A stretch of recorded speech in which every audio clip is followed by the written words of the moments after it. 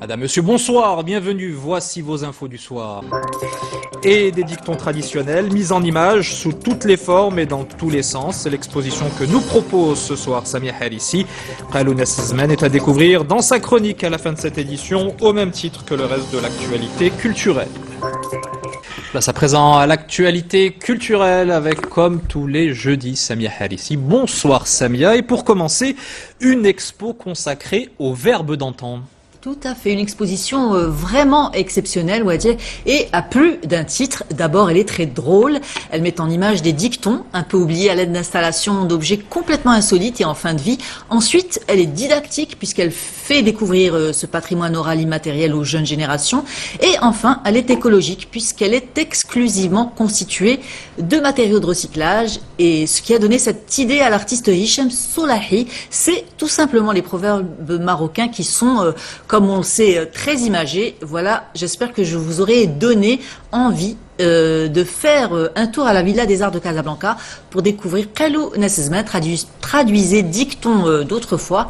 C'est jusqu'au 30 août. Et voici pour vous ce petit avant-goût avec ces images de Hicham Chekdel sur un récit de Mehdi Sofiane.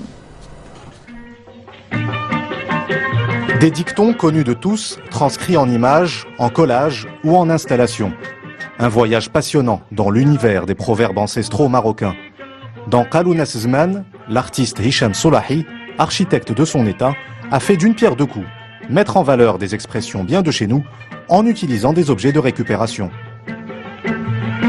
Moi, ce que j'ai essayé un petit peu de faire, c'est de comment confronter ces dictons, quelque part qui viennent de trois temporalités dans le temps, et l'œuvre de l'artiste qui est vraiment contemporaine. C'est des ready-made, ça veut dire que je prends des objets en fin de vie et j'ai essayé un peu de les croiser, de les coincer dans des boîtes. Une exposition qui fait sourire et même rire. Parmi les visiteurs, plusieurs générations se côtoient et tous prennent plaisir à décoder les images, découvrir et redécouvrir ces vieux adages illustrés.